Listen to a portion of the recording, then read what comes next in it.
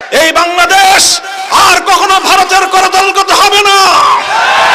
এই বাংলাদেশকে ভারতের অঙ্গরাজ্য বানাবার স্বপ্ন পূরণ হবে না। কট্টরপন্থী হিন্দুত্ববাদের আখড়া বাংলাদেশে পরিণত করতে দেওয়া হবে না। খবরদার, হুঁশিয়ারি উচ্চারণ করতে চাই, 5ই আগস্টের স্বাধীনতা সংগ্রামের বিরুদ্ধে, গণ অভ্যুত্থানের চেতনার বিরুদ্ধে যারা কথা বলবে পিঠে চামড়া থাকবে না। সংগ্রামী সাথী ও বন্ধুগণ, 1971 পূর্ববর্তী সময়ে মুসলিম লীগ যা করেছিল, 2024 সালের 5ই আগস্টের পূর্ববর্তী সময়ে আওয়ামী লীগ তাই করেছে। কাজেই বাংলাদেশের মানুষ যেমন মুসলিম লীগের রাজনীতি আর করে নাই, এদেশের মানুষ আর আওয়ামী লীগের রাজনীতি করবে না।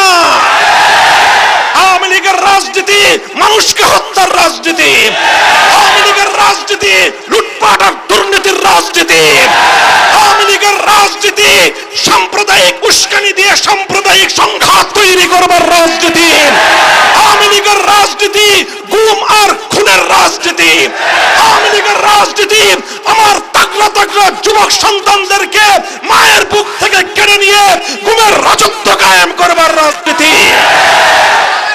এই রাজনীতি আর বাংলাদেশের মানুষ, বাংলাদেশে আর এই রাজনীতি করা যাবে না। 5ই আগস্টের এই বিপ্লবকে, বৈষম্য বিরোধী এই গণ অভ্যুত্থানকে এদেশের মানুষ বাংলাদেশের দ্বিতীয় স্বাধীনতা হিসেবে চিহ্নিত করেছে। আমিও বলতে চাই, 2024 সালের 5ই আগস্ট অনাগত ভবিষ্যতে এদেশের মানুষের জন্য মুক্তির মাইল ফলক হিসেবে বিবেচিত হবে। 5ই আগস্ট আগামী দিনে হয়তো বাংলাদেশের মুক্তিগামী জনতার চেতনার একটি বাতিঘর হিসেবে জ্বলজ্বল করতে থাকবে। হয়তো আগামী দিনের প্রজন্ম 5ই আগস্টের বিপ্লব থেকে তারা বিপ্লবের চেতনা শিখবে। নতুন এই স্বাধীনতা পরবর্তী সময়ে আমি বাংলাদেশের সকল রাজনৈতিক ঘরানার নেতা কর্মী, দেশের আপামর জনসাধারণকে একটি বিষয় আমি সতর্ক করতে চাই। 1971 সালের রক্তক্ষয়ী মুক্তিযুদ্ধের মধ্য দিয়ে যখন বাংলাদেশের মানুষ স্বাধীনতা অর্জন করেছিল, স্বাধীন বাংলাদেশের অভ্যুদয় ঘটেছিল, 71-এর পরবর্তী সময়ে কিছু দুঃখজনক বঞ্চনার ঘটনা সংঘটিত হয়েছিল। 1971-এর স্বাধীনতা অর্জিত হয়েছিল ইসলামের কথা বলে, 1971-এর স্বাধীনতা অর্জিত হয়েছিল জালিমের বিরুদ্ধে মুসলিমের অধিকার আদায়ের সংগ্রামের নামে, 1971-এর স্বাধীনতা অর্জিত হয়েছিল এদেশের স্বাধীন মাটিতে কোরআন সুন্নাহ বিরোধী কোনো আইন প্রণীত হবে না এই অঙ্গীকারের মধ্য দিয়ে। এরপর অত্যন্ত দুঃখ এবং পরিতাপের সাথে দেশের মানুষ লক্ষ্য করল, 1972 সালে একটি সংবিধান প্রণীত হলো, যে সংবিধান 1971-এর মুক্তিযুদ্ধের মুখপাত্র ছিল না, যে সংবিধানে 71-এর মুক্তিযুদ্ধের চেতনা বাস্তবায়িত হয়নি। 1972 সালের সংবিধানের মধ্য দিয়ে মূলত আমাদের পার্শ্ববর্তী বন্ধু পরিচয় দানকারী প্রভুত্ব ফলানো ভারতের চাপিয়ে দেওয়া প্রেসক্রিপশন বাস্তবায়িত হয়েছিল। মুক্তিযুদ্ধের চেতনা বিরোধী মৌলিক নীতিমালাগুলোকে পুঁজি করে বাংলাদেশের গণমানুষের অভিপ্রায়, মানুষের ইচ্ছা, মানুষের চেতনা, মানুষের দীর্ঘ সংগ্রামের যে ঐতিহ্য, সে ঐতিহ্যকে ভুলুণ্ঠিত করে, সে ঐতিহ্যকে বৃদ্ধাঙ্গুলি প্রদর্শন করে ভারত সরকারের শিখিয়ে দেওয়া, তাদের লিখে দেওয়া সংবিধান বাংলাদেশের মানুষের উপর চাপিয়ে দেওয়া হয়েছিল। আর সেভাবেই 1971-এর মুক্তিযুদ্ধের সফলতাকে ছিনতাই করা হয়েছিল। কাজেই সেই 71-এর স্বাধীনতা পরবর্তী বাংলাদেশের মুক্তিযুদ্ধের চেতনা ছিনতাইয়ের ঘটনা থেকে আজকের প্রজন্মকে আমি শিক্ষা গ্রহণ করে সতর্ক থাকবার জন্য আমি আহ্বান জানাই। তোমরা পাড়ায় পাড়ায় দুর্গ করো, তোমরা পাড়ায় পাড়ায় পাহারাদারি বসো, তোমরা মসজিদে মসজিদে ধর্ম মত নির্বিশেষে সমস্ত জনগণকে নিয়ে ঐক্যের প্ল্যাটফর্ম করে সংগ্রাম পরিষদ গড়ে তোলা। 5ই আগস্টের বিপ্লবকে যদি কেউ চিন্তাই করতে চায়, এদেশের ম্যাক্সিমাম জনগণের চিন্তা চেতনার বিরুদ্ধে যদি নতুন কোন ষড়যন্ত্র দামাবেদ দিয়ে উঠবার চেষ্টা করে, তোমরা সেই ষড়যন্ত্রকে রুখে দেওয়ার জন্য রাজপথে নেমে আসবে।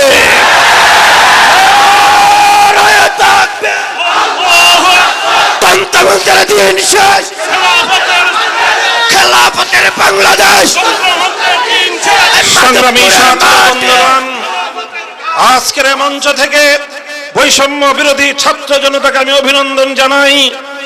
তারা শুধুমাত্র গণ অভ্যুত্থান অর্জিত হওয়ার পরেই, গণ অভ্যুত্থান সংগঠিত হওয়ার মাধ্যমেই তারা তাদের দায়িত্ব ক্ষান্ত করেনি, বরং নতুন অভ্যুত্থানকে ব্যর্থ করার জন্য জাতীয় এবং আন্তর্জাতিক পর্যায়ে দেশের ভিতরে বাইরে যত ষড়যন্ত্র চলছে, সেই ষড়যন্ত্রগুলোকে মোকাবেলা করবার জন্য বৈষম্য বিরোধী ছাত্র আন্দোলনের নেতৃবৃন্দ তারা সতর্ক প্রহরার মাধ্যমে অনেকগুলো ষড়যন্ত্রকে তারা ব্যর্থ করে দিয়েছে। আমি দেশবাসীকে বলতে চাই, বাংলাদেশ খেলাফত মজলিস এবং তার সহযোগী সংগঠনের নেতাকর্মীদেরকে বলতে চাই, হেফাজতে ইসলাম বাংলাদেশ সহ এদেশের আলেম সমাজকে বলতে চাই, শুধু আমাদের সন্তান তুল্য ছাত্র জনতা হয়তো এই বাংলাদেশের ভিতর এবং বাহির থেকে পরিচালিত ষড়যন্ত্রকে তারা যথাযথভাবে মোকাবেলা করার ক্ষেত্রে হিমশিম খেতে পারে। এজন্য আমাদেরকে ইস্পাত কঠিন দৃঢ়তা নিয়ে মাঠে ময়দানে আমাদের উপস্থিতির জানান দিতে হবে। এই বাংলাদেশ আর কখনো ভারতের করদলগত হবে না। এই বাংলাদেশকে ভারতের অঙ্গরাজ্য বানাবার স্বপ্ন পূরণ হবে না। কট্টরপন্থী হিন্দুত্ববাদের আখড়া বাংলাদেশে পরিণত করতে দেওয়া হবে না। বাংলাদেশ একটি উদার মুসলিম রাষ্ট্র। শত শত বছরের আন্দোলন এবং সংগ্রামের মধ্য দিয়ে স্বাধীন বাংলার এই ভূখণ্ড অর্জিত হয়েছে। এই স্বাধীন বাংলার ভূখণ্ড অর্জন করতে গিয়ে তিনটি আধিপত্যবাদী সংগ্রামের বিরুদ্ধে আমাদেরকে অতীতে লড়াই করতে হয়েছে। 1971 সালে স্বৈরাচারী পশ্চিম পাকিস্তানিদের বিরুদ্ধে লড়তে হয়েছে। তার আগে বঙ্গভঙ্গের মাধ্যমে সেই কলকাতার দাদাবাবুদের বিরুদ্ধে, রবীন্দ্রনাথ ঠাকুরদের বিরুদ্ধে এদেশের মুসলিম জনতাদেরকে সংগ্রাম করতে হয়েছে। তার পূর্বে ব্রিটিশ বেনিয়াদের সাম্রাজ্যবাদের বিরুদ্ধে লড়াই করার পর স্বাধীন বাংলাদেশের মাটি মুক্ত হয়েছে। কাজেই আমাদেরকে সেই সংগ্রামের ধারা অব্যাহত রাখতে হবে। এদেশের ৯৭% মুসলমানদের ধর্মীয় চেতনাকে পদপিষ্ট করে কবির রবীন্দ্রনাথ ঠাকুরদের গান বাংলাদেশের মানুষের কাঁধের উপর চাপিয়ে দেওয়ার ফ্যাসিবাদী সিদ্ধান্তকে পরিবর্তন করার জন্য অন্তর্বর্তীকালীন সরকারের প্রতি আমি জোর দাবি জানাবার চেষ্টা করতে চাই। সংগ্রামী সাথী ও বন্ধুগণ, আমি আপনাদেরকে বলবো এবং আপনাদের মাধ্যমে আওয়ামী লীগের নেতাকর্মীদেরকে বলবো, আপনারা এই আওয়ামী লীগ নিয়ে বাংলাদেশে আর রাজনীতি করার চেষ্টা করবেন না। বলবেন কেন? আমি আওয়ামী লীগকে নিষিদ্ধ করার কথা এই মুহূর্তে বলছি না। তবে আমি যেটা বলছি, 1971 সালের পূর্ববর্তী এই দেশ মুসলিম লীগের দ্বারা শাসিত হয়েছিল, মুসলিম লীগের দ্বারা শোষিত হয়েছিল। এদেশের মানুষ মুসলিম লীগের দ্বারা বঞ্চিত হয়েছিল। 1971 পরে মুসলিম লীগের প্রাসঙ্গিকতা বাংলাদেশে আর অবশিষ্ট থাকে নাই। 1971 পূর্ববর্তী সময়ে মুসলিম লীগ যা করেছিল, 2024 সালের 5ই আগস্টের পূর্ববর্তী সময়ে আওয়ামী লীগ তাই করেছে। কাজেই বাংলাদেশের মানুষ যেমন মুসলিম লীগের রাজনীতি আর করে নাই, এদেশের মানুষ আর আওয়ামী লীগের রাজনীতি করবে না। আওয়ামী লীগের রাজনীতি মানুষকে হত্যার রাজনীতি, আওয়ামী লীগের রাজনীতি লুটপাট আর দুর্নীতির রাজনীতি, আওয়ামী লীগের রাজনীতি সাম্প্রদায়িক উস্কানি দিয়ে সাম্প্রদায়িক সংঘাত তৈরি করবার রাজনীতি, আওয়ামী লীগের রাজনীতি গুম আর খুনের রাজনীতি, আওয়ামী লীগের রাজনীতি যুবক সন্তানদেরকে মায়ের বুক থেকে কেড়ে নিয়ে গুমের রাজত্ব কায়েম করবার রাজনীতি। এই রাজনীতি আর বাংলাদেশের মানুষ, বাংলাদেশে আর এই রাজনীতি করা যাবে না। শেখ হাসিনাকে বলতে চাই, পালিয়ে গেছেন ভারতে। বাংলাদেশের 1 ইঞ্চি মাটি, বাংলাদেশের 1 ইঞ্চি জলপথ, নৌপথ এবং সড়ক পথ পালিয়ে যাওয়ার জন্য এদেশের মাটি আপনাকে সহযোগিতা করে নাই। আপনি এই দেশের মাটির সঙ্গে গাদ্দারি করেছেন। আপনার রাজনীতি ছিল বাংলাদেশের মানুষ থেকে প্রতিশোধের রাজনীতি। আপনার বাবার 1972 সাল থেকে 75 সাল পর্যন্ত বাকশালী রাজনীতির কারণে 30 লক্ষ মায়ের বুক খালি করার কারণে শেখ মুজিবের নেতৃত্বাধীন শেখ মুজিবুর রহমানের কায়েমকৃত বাকশালকে এদেশের মানুষ উপড়ে ফেলেছিল। 30,000 মায়ের বুক খালি করে শেখ মুজিবুর রহমান সাহেব তিনি তার একক আধিপত্য বিস্তার করার চেষ্টা করেছিলেন। 15ই আগস্টের মাধ্যমে শেখ মুজিবুর রহমান সাহেব সপরিবারে নিহত হয়েছেন। সেই ঘটনা নিয়ে আমি আমার কোনো মন্তব্য করতে চাই না, কিন্তু বলতে চাই 15ই আগস্টের ঘটনার মূল্যায়ন করতে হলে তার আগে সিরাজ শিকদার সহ বাংলার মাটিতে হত্যাকাণ্ডের শিকার 30,000 যুবকের হিসাব দিতে হবে। তার আগে হাজার হাজার আলেমদেরকে 1971 সালের মুক্তিযুদ্ধ পরবর্তী সময়ে বিনা বিচারে যাদেরকে কারারুদ্ধ করে নির্যাতন করা হয়েছিল সেই হিসাব কষতে হবে। সেই হিসাব না কষে শেখ হাসিনা ঘোষণা দিয়েছিলেন যে দেশের মানুষ তার বাবাকে খুন করেছে তিনি সেই দেশের মানুষ কাছ থেকে প্রতিশোধ নিয়ে ছাড়বেন। সেটা তার 75 সালের ঘোষণা ছিল শেখ হাসিনার। 50 বছর রাজনীতি করেছেন 75 সাল থেকে 2024 সাল। 24 সালে এসে আজ কথা বলতে দ্বিধা নেই। শেখ হাসিনার 50 বছরের রাজনীতি ছিল বাংলাদেশের মানুষের বিরুদ্ধে প্রতিশোধ গ্রহণের রাজনীতি। 50 বছরের রাজনীতি ছিল বাংলাদেশকে তলাবিহীন ঝুড়িতে পরিণত করবার রাজনীতি। শেখ হাসিনার 50 বছরের রাজনীতি ছিল বাংলাদেশের মানুষের মধ্যে একটি এমন বিভক্তি তৈরি করতে এই জাতি যেন আর কোনোদিন ঐক্যবদ্ধ হতে না পারে। কিন্তু আজ বাংলাদেশের আবার বৃদ্ধ বনিতা এক কাতারে দাঁড়িয়ে গেছে। স্কুল থেকে আমার ছেলে মেয়েরা নেমে এসেছে, কলেজ থেকে আমার সন্তানেরা রাজপথে নেমেছে, মাদ্রাসা থেকে আমার সন্তানেরা হাতে হাত ধরে রাজপথে দাঁড়িয়ে গেছে। সকল varsity, public varsity, private university থেকে সকল ভেদাভেদ ভুলে গিয়ে, গরিব এবং ধনীর সমস্ত পার্থক্য ভুলে গিয়ে, মাদ্রাসা এবং স্কুল কলেজের ভেদাভেদ ভুলে গিয়ে, হিন্দু বৌদ্ধ মুসলমান ধর্মীয় পার্থক্য ভুলে গিয়ে মানুষ হিসেবে তারা মানুষের হাতে হাত ধরে অন্যায় এবং জুলুমের বিরুদ্ধে টেকনাফ থেকে তেতুলিয়া তারা দুর্বার প্রতিরোধ আন্দোলন গড়ে তুলেছিল। এই ঐক্যই হলো বাংলাদেশের শক্তি। এই ঐক্যই হলো বাংলাদেশের শক্তি।